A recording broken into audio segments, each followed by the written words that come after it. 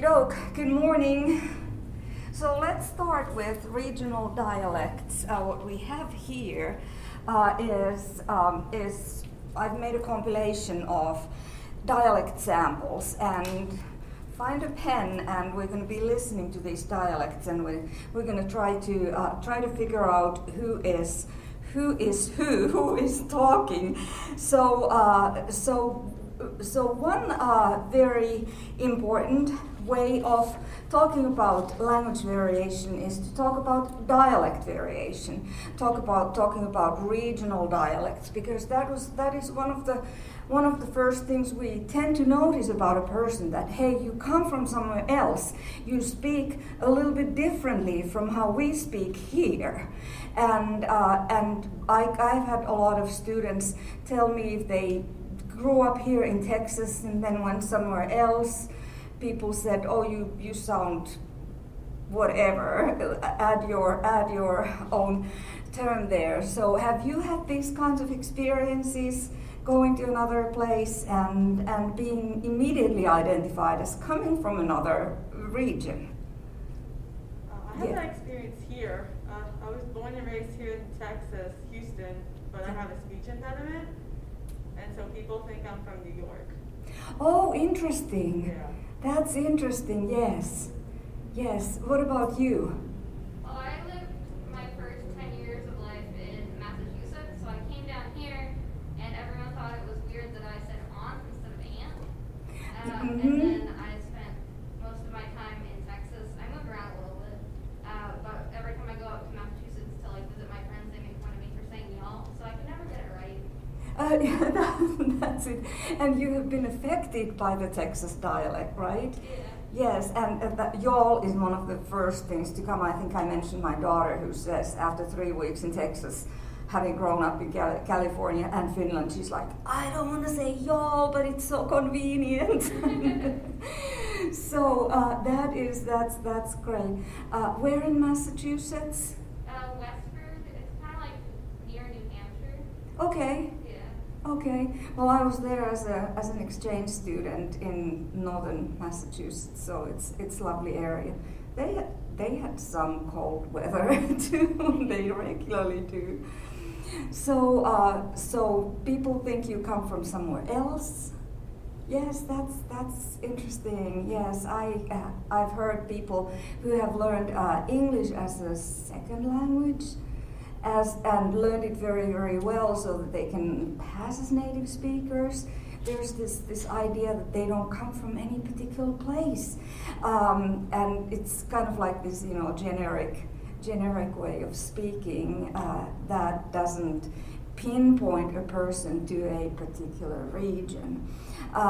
If you watch that film that I posted online, American Tongues, it's like 55-minute video. So if you haven't watched it, go back and dig it out and watch the film American Tongues. It's very entertaining, and it's made in the 1980s. So you would think that it's outdated, and you can see that it's from the 1980s by the way that people are dressed in the film.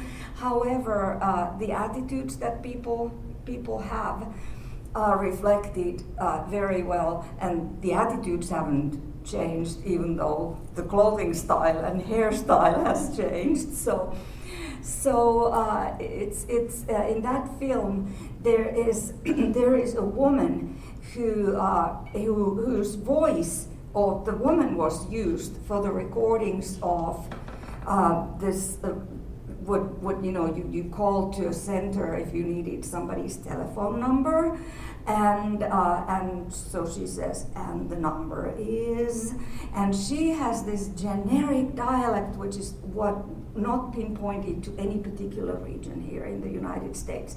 American accent, but not a regionally recognizable accent. She was chosen for that job for that particular reason, that she was able to speak like a voice from nowhere. She calls herself as I am the voice from nowhere. So it's an interesting piece to watch. But here, what I have and what you have in the handout, and I will post this, are A through T, different samples of speech. And then you have on the other side, so the samples are listed here starting from 6. And, no, I'm sorry. The samples are listed as A through T alphabet numbers. And your job is to match the alphabet numbers with who the speaker is. So that's on the right-hand column. The places, the options are there in a random order.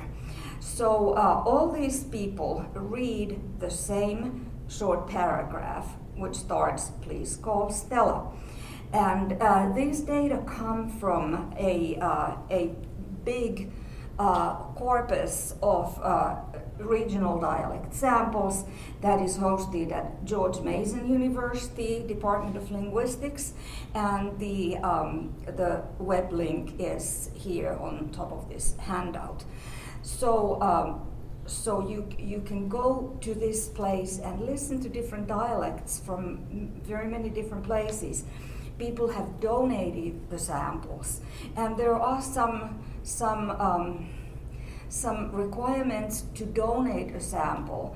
But if you've grown in one place and lived there for a while, you can read this read this paragraph and donate your sample there. Or if you have like a grandparent who has lived in Texas or in Massachusetts or wherever for a long time and has a recognizable regional dialect, that might be a good thing to do, to record that person and donate that sample then to this large database. They have a lot of graduate PhD students who transcribe all the donations. So you have samples from different parts of the United States, different parts of the world, English speakers, and you have also a subset of samples from non-native speakers of English. So you can find, like, this is what a German speaker would sound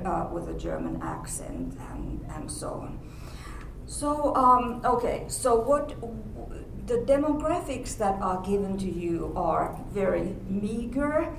The age of the speaker, because that's also another thing that is, you can kind of get an idea of how old the speaker is. And then whether the speaker is male or female, and then from which city or town and which state the speaker comes from. So let's start from the first sample and try to find a match. Call Stella. Ask her to bring those things with her from the store. 6 spoons of fresh snow peas, 5 thick slabs of blue cheese, and maybe a snack for her brother Bob. We also need a small plastic snake and a big toy frog for the kids. She can scoop these things into 3 red bags, and we will go meet her Wednesday at the train station. Okay, so it's clear that this is a woman. Ask her to bring those things with her from the store. Okay, so a woman speaking, but which number would you attach to this one? Of the options? Number 6, the woman from Brooklyn. Yeah, I agree. Where? Brooklyn. Brooklyn, New York. Yes, number 6. Very good. Perfect. It's going to get a little bit harder, but this is a clear. And how do you? What were the linguistic variables? We'll be talking about linguistic variables, and you've been reading about them. So, what kind of made you make this choice? I mean, she sounds like a 45-year-old woman, but why Brooklyn, New York? Like she said bag, she said egg. Yes, the vowel quality in the word bag, right? Yes. That's it. We did not. You already know that one of the linguistic variables, widely studied linguistic variables about New York, is the post-vocalic R deletion that many New York speakers do when they speak especially in informal situations. And so you've read about studies, we've talked about studies, the Labov department store study was one of those. And we don't have any cases of the post-vocalic R in this particular sample. There is store, so it's on line 2. So that might have been also a clue there. Okay, the next sample, try to locate this person. Ask her to bring these things with her from the store. 6 spoons of fresh snow peas, 5 thick slabs of blue cheese, and maybe a snack for her brother Bob. We also need a small plastic snake and a big toy frog for the kids. She can scoop these things into 3 red bags, and we will go meet her on Wednesday at the train station. Are we leaving the United States here? Sounds English. Yes, it was an English accent, and where in English do you think? Which number? Oxfordshire. Oxfordshire, yes, number 13. Very good. 69-year-old male from Oxfordshire, England. Beautiful. And what kinds of things were you paying attention to? How long did it take to figure out that this is not an American speaking? Maybe half a second, right? So we notice these things extremely quickly. We really kind of like tune to noticing that someone is speaking differently. Now remember, dialect is one concept in sociolinguistics, and we are not looking at any dialect variation here because everybody is reading the same chapter. There is no variation, no linguistic no lexical variation, no grammatical, morphological variation, but you are listening to the accent. And accent is the feature of the dialect that is the phonological features of the dialects are called accents. So we are basically listening to the accents of these speakers. Okay, next one. Bring those things with her from the store. 6 spoons of fresh snow peas, 5 thick slabs of blue cheese, and maybe a snack for her brother Bob. We also need a small plastic snake and a big toy frog for the kids. She can scoop these things into 3 red bags, and we will go meet her Wednesday at the train station. Are we back in the States?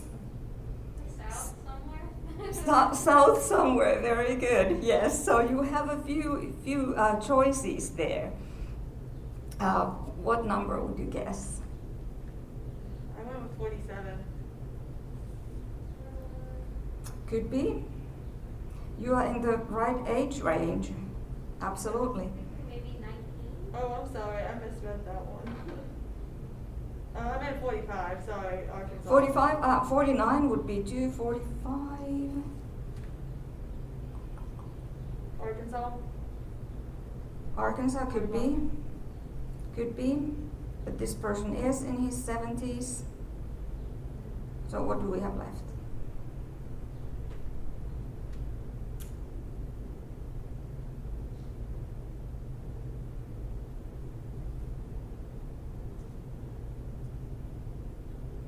A man in his 70s from the South, but not Arkansas, and not from Arkansas, and not from Alaska either. Like Virginia, the South? It is a Virginia accent. This is number 17, a 79-year-old male from Darwin, Virginia. So you were in the right ballpark looking at Arkansas, definitely a southern accent, male and older. Here's the next one. Bring these things with her from the store. 6 spoons of fresh snow peas, 5 thick slabs of blue cheese, and maybe a snack for her brother Bob. We also need a small plastic snake and a big toy frog for the kids. You can scoop these things into 3 red bags, and we will go meet her Wednesday at the train station. A little bit younger male. Things with her from the store. 6 spoon.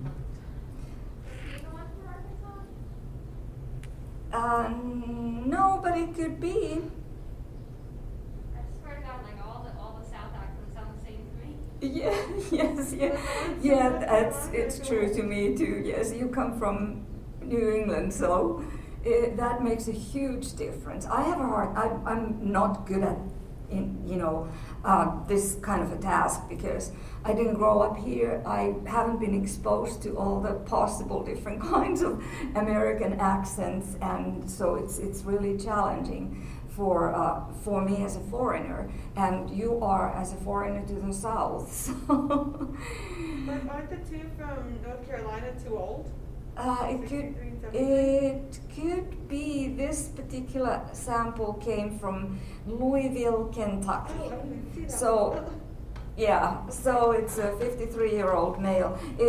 That gives kind of like a little bit of a hint. This was younger than the previous sample, but Louisville, Kentucky also, sounds like a Southerner, right? And next. Things with her from the store. 6 spoons of fresh snow peas, 5 thick slabs of blue cheese, and maybe a snack for her brother Bob. We also need a small plastic snake and a big toy frog for the kids. She can scoop these things into 3 red bags, and we'll go meet her on Wednesday at the train station. Did we leave the country again? Yes. What is that? Scotland, absolutely. This is number 24, a 37-year-old male from Glasgow, Scotland. That is an extremely recognizable accent. Sometimes I have a hard time making a difference between Scottish and Irish accents, but this was a pretty clear example. He doesn't speak with a really thick Scottish accent, but it's, certain words are clearly pronounced as he labels. I come from Scotland. Okay. These things with her from the store. 6 spoons of fresh snow peas, 5 thick slabs of blue cheese, and maybe a snack for her brother Bob. We also need a small plastic snake and a big toy frog for the kids. Oh, sorry. You can scoop these things into 3 red bags, and we will go meet her Wednesday at the train station. And where did he come from? North Carolina, maybe? It could be. Is he the one from Arkansas this time? Could be, No. but no. Ah, Keep trying. so he's neither of the people from North Carolina? No. Is it Michigan? No. This is this is hard. It's hard. This is a 71-year-old male from Smith Island, Maryland. Maryland? Maryland? Aren't they Yankees? Yes. And this maybe it's difficult. I promise. It's getting more difficult. But let's look at the next one then. Yeah, that's how I'm sometimes like, really? Please call Stella. Ask her to bring these things with her from the store. 6 spoons of fresh snow peas, 5 thick slabs of blue cheese, and maybe a snack for her brother Bob. We also need a small plastic snake and a big toy frog for the kids. She can scoop these things into 3 red bags, and we will go meet her Wednesday at the train station. Canada? Ontario specifically? Canada, Ontario, very good. So 29 is this one. Oh, you're doing well. We did not have any of those completely stereotypical Canadian O's, like about, in this particular sample, because they have tried to avoid something that is extremely stereotypical, but it's still enough of the vowel quality. It's the vowels that betray people to where they come from. So, like you said that you say certain pronounce certain vowels in a New England fashion, and that's what is the flag for people. So, okay, next one. Of course, this is getting easier because we're eliminating some possibilities. Ask her to bring these things with her from the store. 6 spoons of fresh snow peas, 5 thick slabs of blue cheese, and maybe a snack for her brother Bob. We also need a small plastic snake and a big toy frog for the kids. She can scoop these things into 3 red bags, and we will go meet her Wednesday at the train station. Definitely an American accent, definitely a woman. So where is she from? California. She's from California. And this was number 32, a 50-year-old female from Fresno, California. Gets to that accent, which is close to nowhere. It's because what has happened in the United States, people moving west, the dialects get kind of, the strength of the dialect gets kind of weaker, strength gets weaker. So we don't find that kind of like really stereotypical, but this was clearly by elimination. She's not from anywhere else in the US, so it's California. Sample I.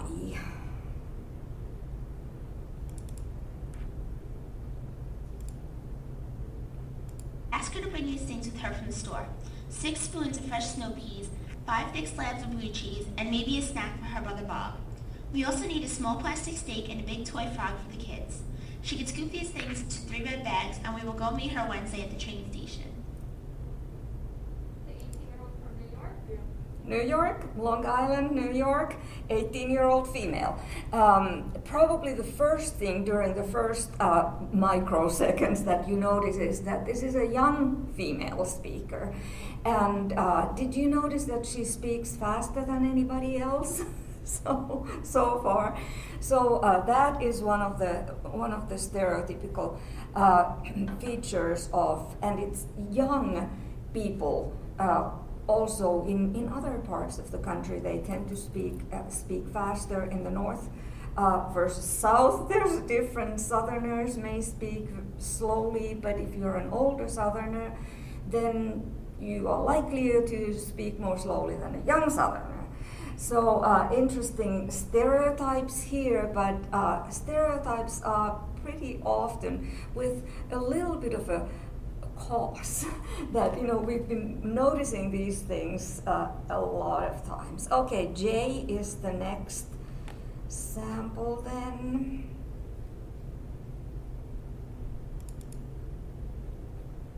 Ask her to bring these things with her from the store. 6 spoons of fresh snow peas, 5 thick slabs of blue cheese, and maybe a snack for her brother Bob. We also need a small plastic snake and a big toy frog for the kids. She can scoop these things into 3 red bags, and we will go meet her Wednesday at the train station. Where is she from? Is that the Milwaukee? Milwaukee, Wisconsin. Very good. A 60-year-old female. And what made it so easy to notice that? The way she speaks. Yeah. Yeah, she's got that lift that people from Wisconsin pots and Yes, right. And there is some kind of a very difficult to define characteristic, and this is all full of when these people who maintain the George Mason University's language archive, regional dialect archive, or accent archive, what they pay attention to is the quality of the vowel. So they transcribe all these samples, and they indicate as much as possible also the quality of the vowel. And that's why it's, if you go there to this website and check it out, you can see the transcriptions also. Okay, let's move on. This is sample K.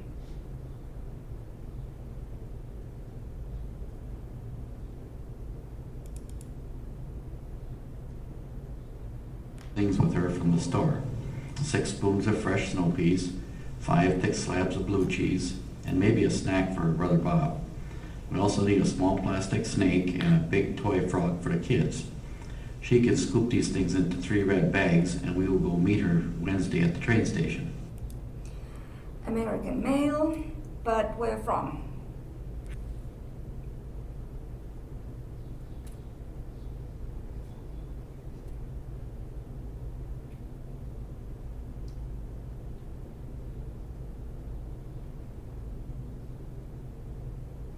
Okay, he's from Arcadia, Wisconsin, so he's also from the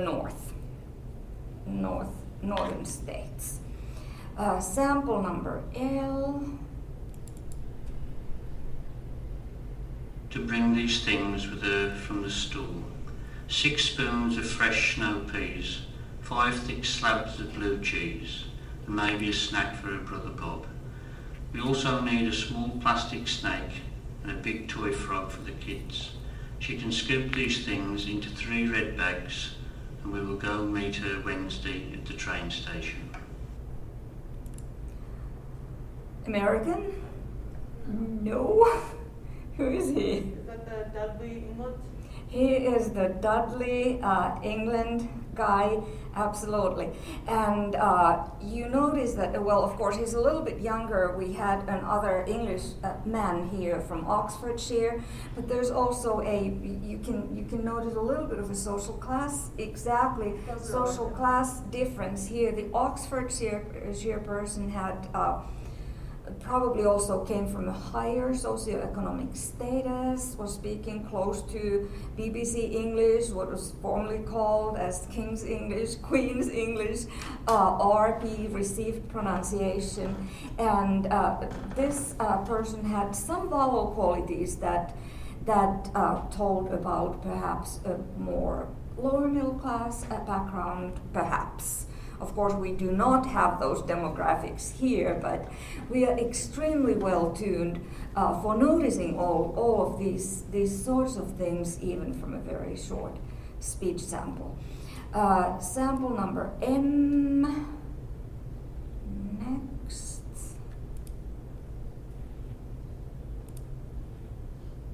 Ask her to bring these things with her from the store. 6 spoons of fresh snow peas, 5 thick slabs of blue cheese, and maybe a snack for her brother Bob. We also need a small plastic snake and a big toy frog for the kids. She can scoop these things into 3 red bags, and we will go meet her Wednesday at the train station. Are we in America? Nope. New Zealand, exactly, yes. From Wellington, New Zealand, a 44-year-old man. Example N. Sure. 6 spoons of fresh snow peas, 5 thick slabs of blue cheese, and maybe a snack for her brother Bob.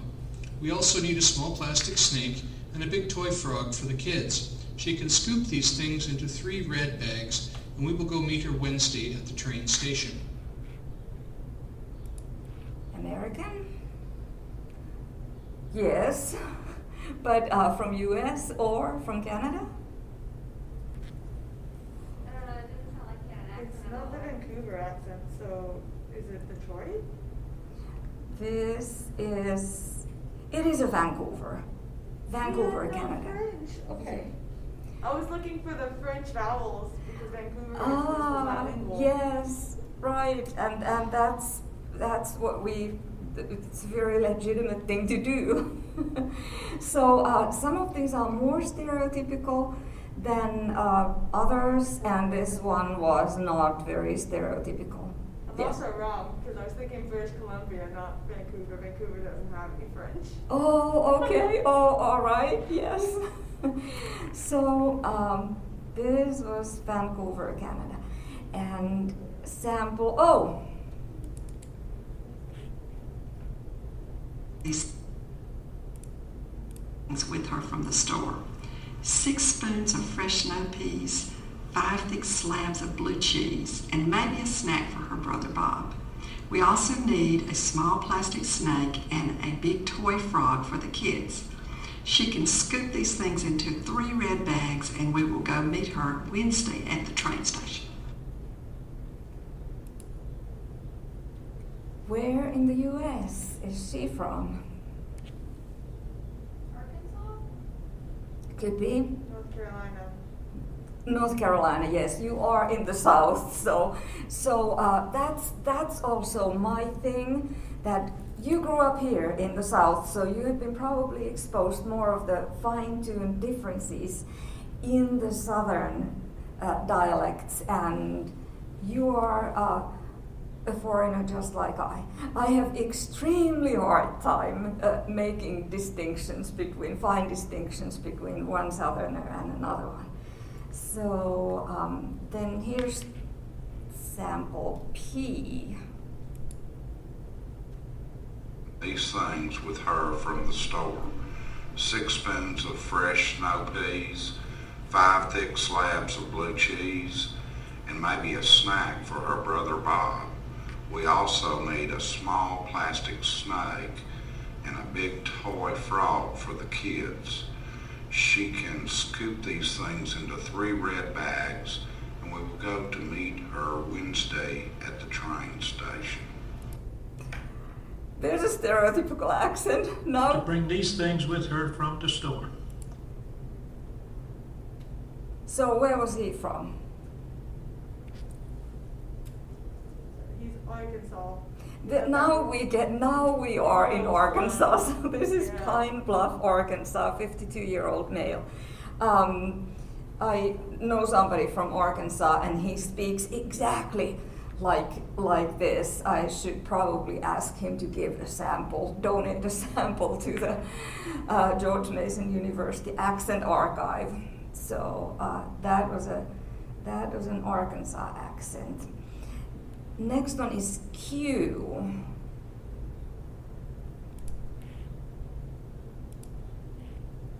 Fresh snow peas, 5 thick slabs of blue cheese, and maybe a snack for her brother Bob. We also need a small plastic snake and a big toy frog for the kids. She can scoop these things into 3 red bags, and we will go meet her Wednesday at the train station. North or south in the U.S.? Mm-hmm. And did you say North Carolina? No, but I was going to. Okay. That is number 46, 73-year-old male from Creswell, North Carolina. Next is R. We're running out of options here. Her to bring these things with her from the store: 6 spoons of fresh snow peas, 5 thick slabs of blue cheese, and maybe a snack for her brother Bob. We also need a small plastic snake and a big toy frog for the kids. She can scoop these things into 3 red bags, and we will go meet her Wednesday at the train station. Arkansas. This is Arizona. This is Planters, 47, 76-year-old female from Plantersville, Arkansas. Arkansas? Sounds almost like somebody's grandmother, but not quite. Right? Wait, is it supposed to say AK instead of AR? What? It says AR instead of AK. Is that supposed to be Arkansas?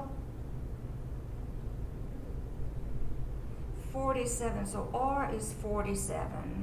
I thought Arizona was 18. Yeah, that's why I was confused because on Pine Bluff it is AK, and that's why I was like, what's AR?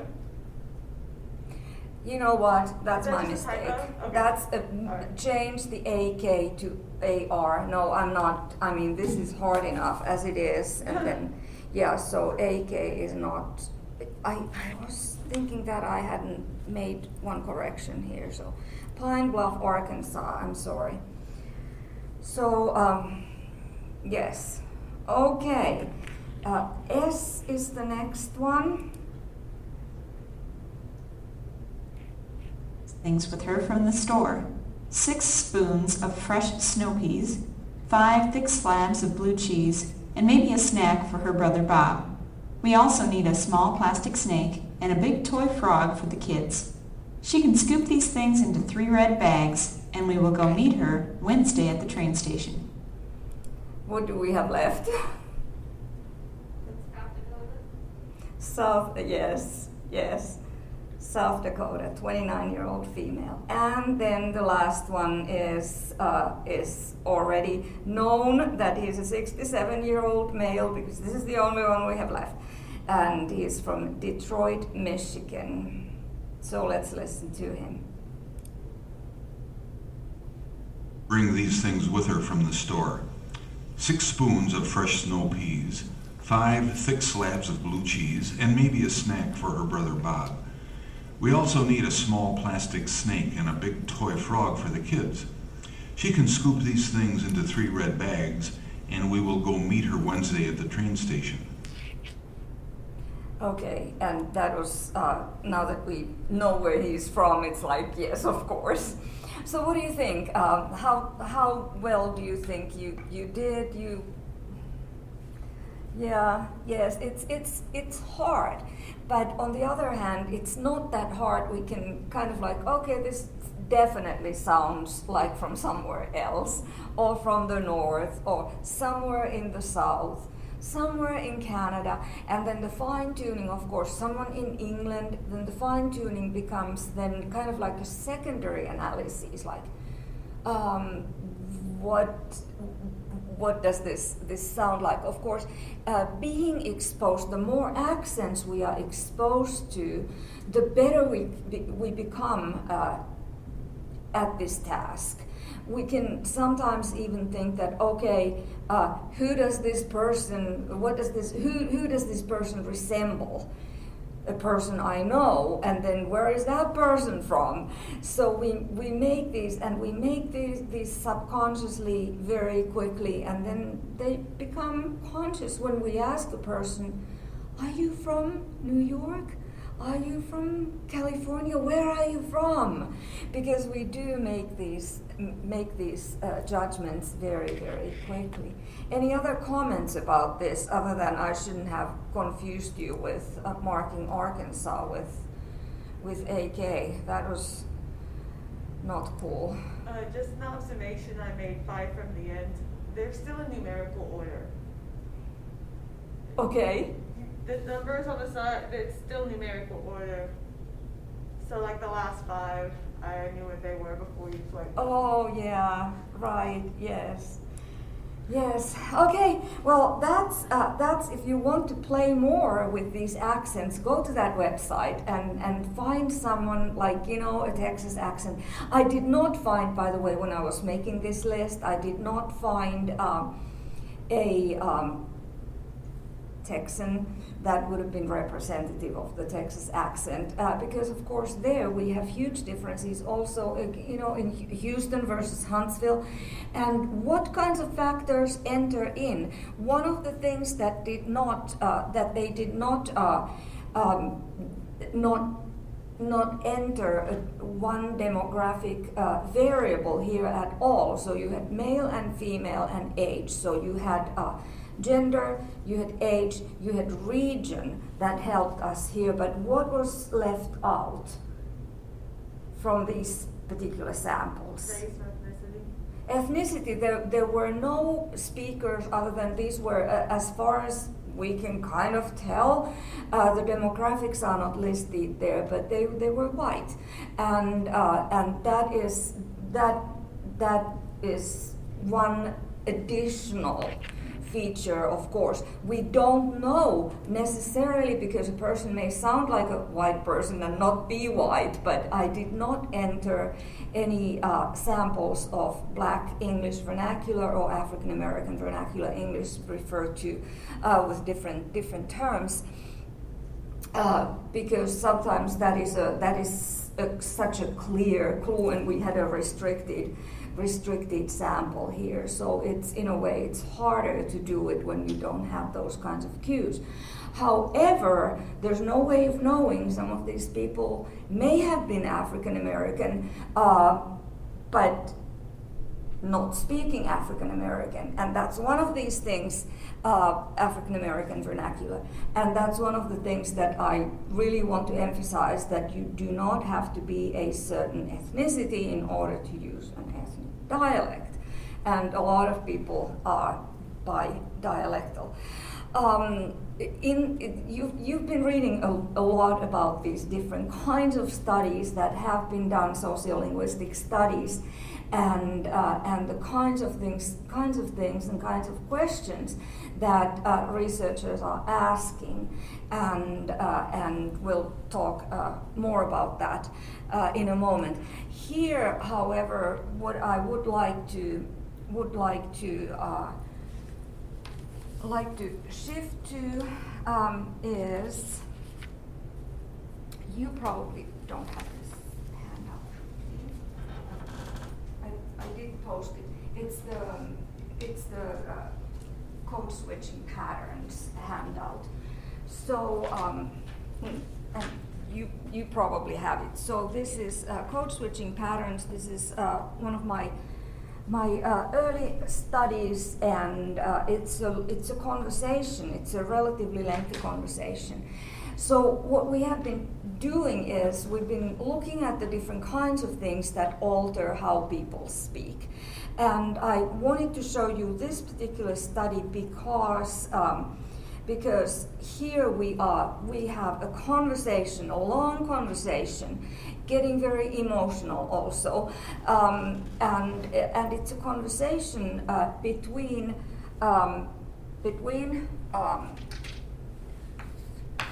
S1, research participant or subject one. We usually talk about research participants now. I abbreviated it just as S1. She is a 16-year-old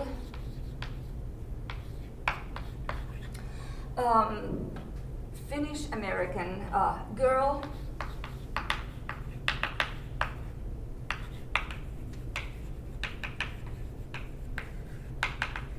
And the other participant is S2, research participant number 2, who is a 17-year-old Finnish American girl. These are two sisters.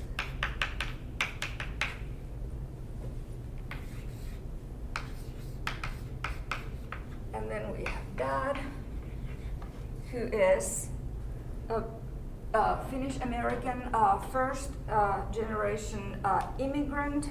And then there's also Mom somewhere, but she's not on the foreground. So I sent you some questions just to kind of like look over this before we talk about it a little bit more.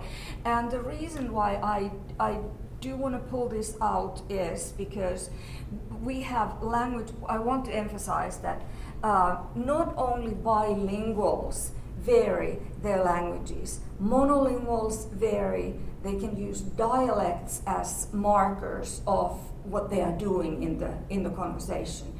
So in this particular conversation, it's kind of easier to notice that now something changed because the language changed.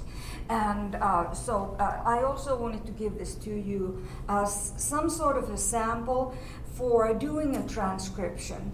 When you do your own recording as one of the assignments in this class, when you do the recording, you then need to transcribe like a minute of that.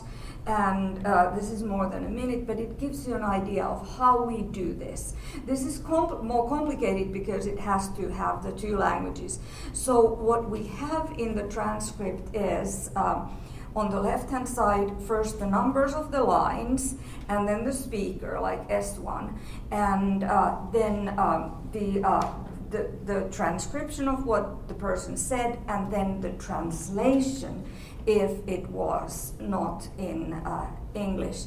So this one had this particular sample included a lot of Finnish, because Finnish was the default home language in this family.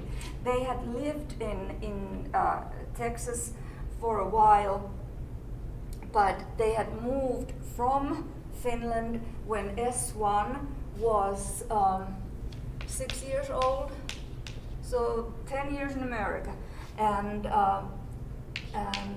she was 7 years old when they had moved. So the girls have lost their Finnish. They don't have a Finnish accent. They have an American accent, and they've been going to an American school for 10 years, both of them.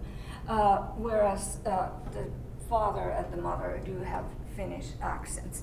So whatever is in Finnish is bolded here. So you have to mark in the transcription if something is like in a different code, and here Finnish is the different code. So everything bolded is in Finnish, and then there's a translation of that on the right-hand side. You have to look at the translation so that you know kind of like what is going on. So the first, then the English is there as well. So if you just give a quick overview, just quick look at this. What is the language that the father is speaking? Finnish, yes. And what is the language that the girls are speaking? S1 and S2? Both, yes. So what we notice here is, and I have explained this in between in the little discussions, analyzing discussions in the text. But so it starts by S1, the 16-year-old girl saying, "Mäkin voin ahdistaa teitä kaikkia. I could also distress you all." That was in reference to something that had happened before. And then the father says, "How are you going to distress us?" And this is all kind of like a joke. And then the S1 is saying, "I don't know." And then S2 says, "Funny, it was funny though." S1 says, "How about change the curfew to like 3 o'clock or something?" And then she laughs. Now here in square brackets I have laughs, and this is something you also need to pay attention to when you do your little 1-minute transcript. If somebody coughs or laughs or something like some kind of like extra linguistic sound, put it in brackets and indicate that that's going on. The fact that this person laughs here, that S1 laughs, is an indication that they're joking around. It's a very benevolent conversation after dinner. And then she switches to Finnish and says, "Distress you a bit, ahdistetaan teitä vähän." And both of the girls laugh. Okay. Does the dad laugh? No. He doesn't think that this is funny at all, that they are kind of like making fun of the curfew. And that had been a contested issue for a long time, and he says, if you talk to me about the curfew, note that he always speaks Finnish, but he uses the word curfew because curfew in Finnish would be very tedious, kotiintuloaika, and curfew has also the connotation of being cultural connotations of the American teenagers' curfews and so on. So the girls still laugh, even though they notice that this is going to a wrong direction, this conversation. And then S1 on line 15 says, "Oh boy, I shouldn't have brought that up." because that brought up the idea that that father had been always of the opinion that the girls had negotiated too late a curfew time for them. And I mentioned earlier that, you know, this is like teenage talk, and they have some family lector or some, you know, self-made names like your butt knock at S2 says to S1, like you're stupid, and that was a family lector word. And so she's of the opinion that she shouldn't have brought that up again either. And moving on to the next excerpt on page 132, S1 is, you notice that here on the previous page, the girls tend to talk to each other in English.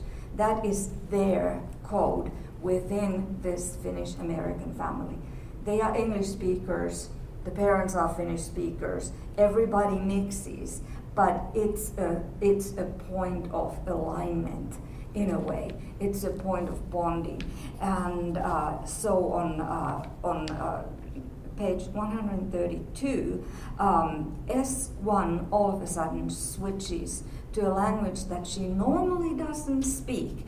So she switches to Finnish, and she's addressing this to the father.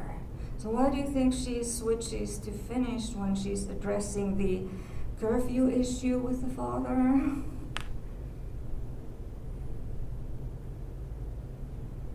Look now how good we've been. I am so happy with that 2 o'clock. She says this in Finnish. Why in Finnish to the father? The father knows English. Because it's his first language, so it's like kind of a respect thing, but also a way to like get him to switch sides to what they want. Exactly. It's a persuasive strategy on her part, and probably not conscious at all. But she thinks, if I am going to persuade the father not to change our 2 o'clock curfew to be any earlier, then I'd better speak with his language. I mean, it was her language too, but we see this clear alignment, and the father continues in Finnish, and S2 kind of picks up the role of being the advocate of both of the girls, even though she's younger. That was what she very often did. And then if you turn to page 133, here you see something in parentheses, mother saying something in parentheses, will you take a cup of coffee still, Dad? Why do you think she's speaking Finnish in this situation where both languages are used? Well, it is the default home language, and specifically she's addressing to the father, and she's also trying to, perhaps subconsciously, make this whole kind of okay, because the girls had negotiated the curfew time with the mother. So the mother was kind of like nervous about where is this conversation going here. And the dad continues to emphasize that he thinks the curfew it's too late, and he's worried about what might happen.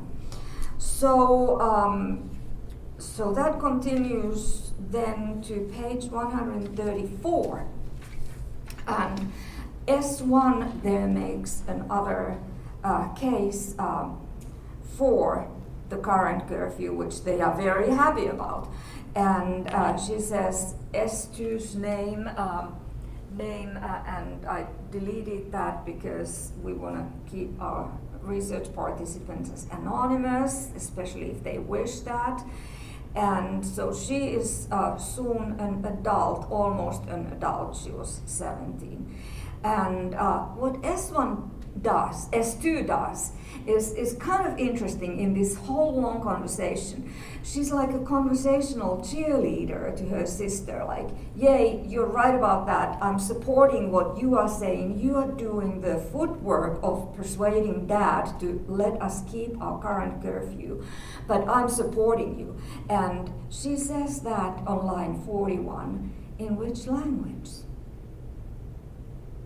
English. In English.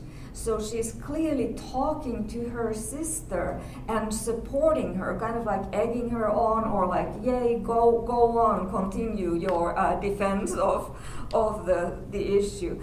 And the father from line 42 continues, when S2 is 18, I would then let S2 stay till 2, but no more. And the girls are just like, this is sometimes when you record bilingual people, there are some of these extra linguistic things like someone sighs really loud, both of them sigh really loud, like and they don't say anything, so it's difficult to assign that to either language. Father continues, and S1 continues to speak in Finnish because she's trying to continue to persuade the father. On line 51, the mother speaks again. Short one-liner. Let's make it 8 a.m. And everybody laughs, except who? The father is not laughing. What is the mother? Why is the mother using this why is she saying this in English? I mean, Finnish is the default. Because it's a joke with the daughters that the father's kind of... Exactly, it's a joke with the daughters, and the daughters and the mother laugh. Father continues in English, and if you look at line 54, S1, the 16-year-old, starts again, speaks to the father, but you don't know how depressed I would be if I had to come home at 12. This sounds like a first world problem for a teenager, but that seemed to be very important to her. So it was kind of like this principle. And she says, but in English. And thank you. I'm getting my lunch. So she says, but in English, and this is just an indication that for her, English was the stronger language at this point. 10 years in the United States for a little immigrant girl from Finland, she had switched to English. That was her strong language. So she is watching herself. I almost started speaking in English, but I have to stick to Finnish. Sä et tiedä kuinka masentunut mä olisin, jos mun täytyisi 12 tulla kotiin. And again on line 57, S2 is supporting the sister, and support language for the sister is which one? English. I'd be like, yes, so. And father continues in English, line 61, S1 continues again the persuasion in Finnish because father needs to be persuaded. On next page, 135, S2, the older sister says, no life. And they say this to each other, no life, I know. And this is in English because they are bonding together with each other. And the father says, kyllä siinä sitä lifea olisikin, kun saisi olla ihmisten aikana kotona. Yes, that would be life when you could be home at a decent time. And he uses the word life because it's kind of like picking that up from the girls' exchange. And S2 now she's the older sister who's not doing the footwork of the persuasion, but she's kind of like supporting the sister, and she says, "Yee-hoo," and laughs mockingly. And the father continues, On line 71, by the way, there's a question mark in slanted brackets, and that in a linguistic transcription means that it was unclear. So you just kind of like you don't put something down that you're not sure about, but you put a question mark there. And the father continues to say that now this is like a social class issue. If you stay out too late, that is you may send a message that you come from a lower social class, and decent people's children come home early.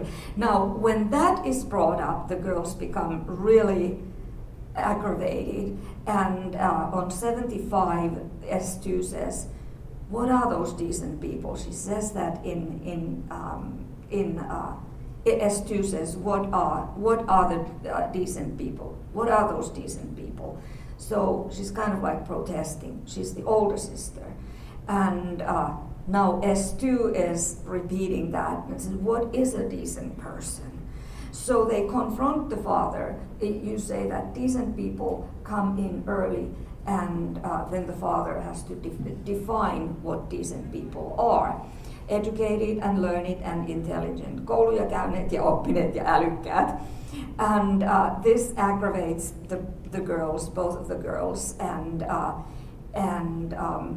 they continue. S1 specifically continues in Finnish on line 85, 84, 85, 86, and slips back to English on line 87.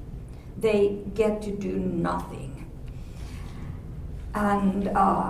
And she's summarizing what she has been saying in Finnish, even though she uses the term "screwed up" in English because there is no good translation for that in Finnish. So sometimes a bilingual person uses a cultural loan casually in order to convey a meaning that is almost impossible to convey in the other language. So S1 continues in Finnish except for a screwed up part of it, and she's making another case that people become irritating and selfish and so on. And again, is continuing in Finnish because this is persuading the father, that's the goal. And father continues, of course, in Finnish. On line 102, we have S2 saying they are butt monkeys. Again, this is a family lectal funny term that is a derogatory term, and just like they are stupid. They just came up with these terms. And they start on page 137. They start hating their parents, which is a horrible thing. Not only that they become stupid, but they start hating their parents because the parents don't let them do anything.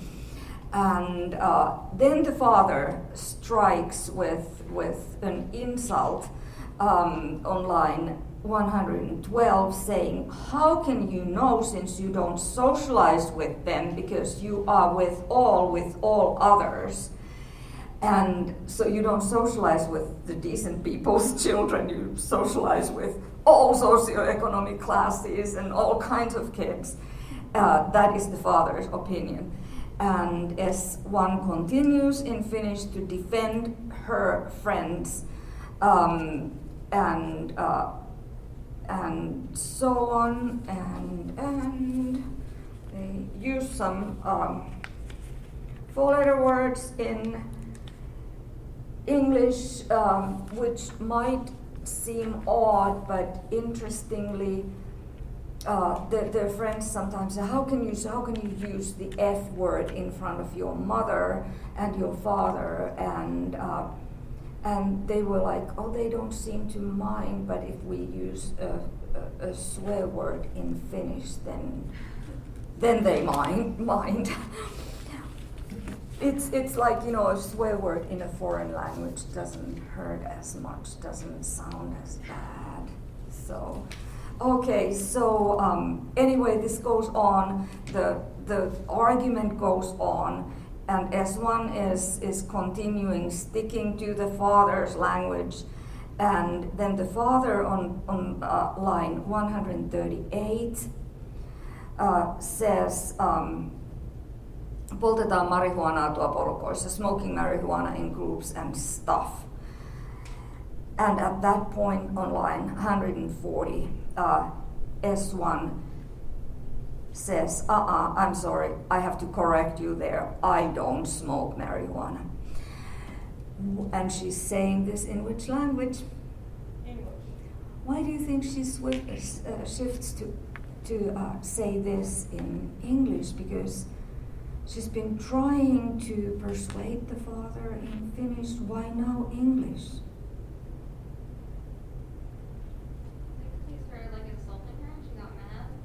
Yeah, she was clearly insulted by this idea that staying out late means that she's doing something bad. And she switched to her power language. And she says, maybe this is like giving up. Okay, I'm giving up. I have tried to persuade you that we are okay with this later curfew. And since you keep bringing these negative things up, I can't win this argument. I am switching back to my power language, my bonding language with my sister. I'm giving up the argument. So we're going to stop there, and unless you have some comments about this. The reason why I wanted to bring this particular transcript up to you is that it's a sample of what we do with when we record naturally occurring conversations and then transcribe it, what kinds of things we can notice there. You can notice an awful lot of things that tell about why do we use this kind of language. Now, keep in mind that this can be done in monolingual conversations just as well, because people may be drawing from two different kinds of different ways of talking, two different dialects maybe, formal versus informal, and also when you read chapter 5. You will read about 3 different kinds of waves of sociolinguistic studies, variationist studies, but you'll be reading about the 1960s, 1970s Labov kind of studies and his colleagues and other very well-established sociolinguistic studies, where you looked at the linguistic variable and what kinds of demographics that linguistic variable correlates with. Okay, so these are correlational studies, the first wave. Then the second wave of sociolinguistic studies were network studies. Some people said, yes, these correlational studies tell a lot, like there are a lot of examples, like whether people say, I'm going fishing or going fishing. So whether it's the n at the end or n at the end, going versus going. Of course, going is more informal, but what other things does it correlate with? Does it correlate with socioeconomic class, with ethnicity, and so on, or age, or gender, and so on? So those are very interesting studies. But the correlational studies then were left at the background, even though everybody acknowledges these are important. Then came the second wave, network studies, that maybe there's something that we are a network here, and maybe we speak in a particular, maybe the network can explain something, and the density or looseness of the network. And then the third wave of studies is bringing in how in discourse people can use variation to make different points and send different identity messages and alignment messages and so on. And it's under this third wave of studies that this particular study of the Finnish American family falls under. Okay, that's it for today. We had decided